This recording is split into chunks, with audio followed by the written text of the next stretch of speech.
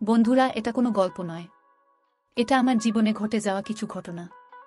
আমার নাম কৌশানী। আমি বিবাহিত, বয়স 32। আমি 2টি সন্তানের মা, একটি ছেলে ও একটি মেয়ে, আর এখন 4 মাসের অন্তঃসত্ত্বা। আমার ফিগার এখনও যে কোনো ছেলের প্যান্ট ভিজিয়ে দেওয়ার জন্য যথেষ্ট। এই ঘটনাটি যখন ঘটে তখন আমার 16 বছর বয়স। সাজসজ্জা আধুনিকতার মতোই। মিনি স্কার্ট পরতে ভালোবাসতাম, গায়ের রং একদম দুধে আলতা।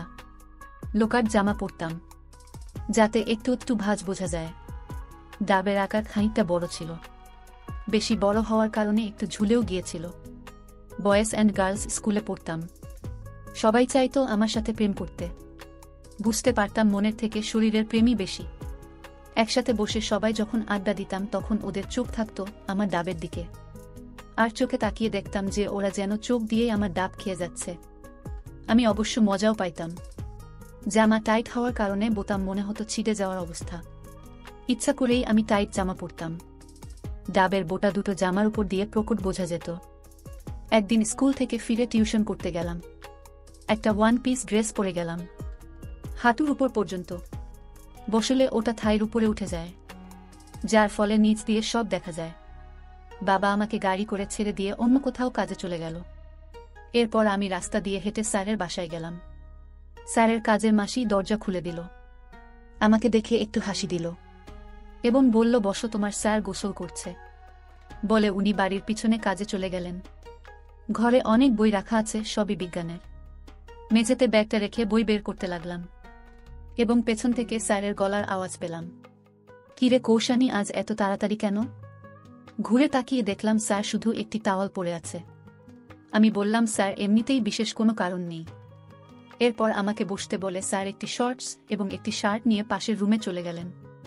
স্যার এখনও অবিবাহিত, কেমিস্ট্রিতে মাস্টার ডিগ্রি করছে। গ্রামে বাড়ি, এখানে ভাড়া থাকে। যাই হোক, একে একে অন্যরাও এসে পড়ল। এর মধ্যে আমার একজন বন্ধুও ছিল। ও অন্য স্কুলের ও গরিব বাড়ির ছেলে। পোশাক পরিচ্ছেদে তা ভালো করেই বোঝা যেত। আমরা যখন স্কুলে টিফিন খেতাম ও তখন চুপচাপ করে বসে থাকত। কেন জানি না, আমার ওর প্রতি একটা দুর্বলতা কাজ করত।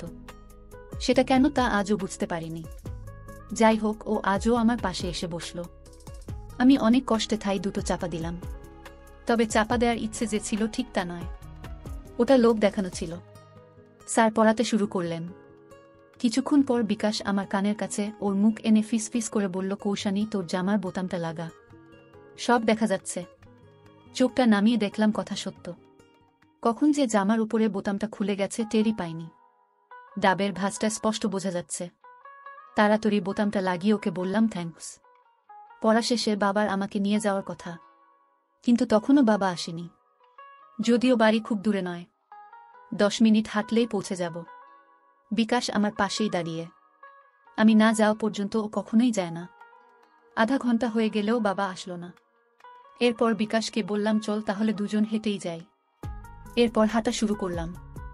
বিকাশ আমাকে প্রশ্ন করল, তুই এমন জামা কাপড় পরিস কেন?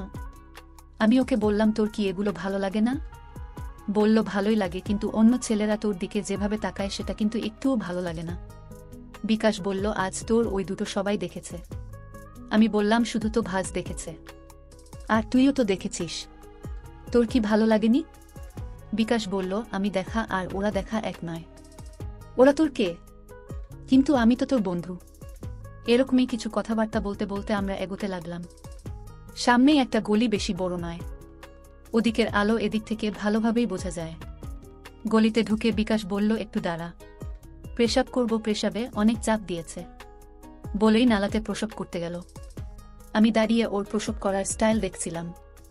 আমার প্রিয় বন্ধুরা, এই গল্পের দ্বিতীয় পর্ব পেতে এবং এরকম আরও মজার মজার গল্প পেতে আমার চ্যানেলটি সাবস্ক্রাইব করে আমার সঙ্গেই থাকো। ধন্যবাদ।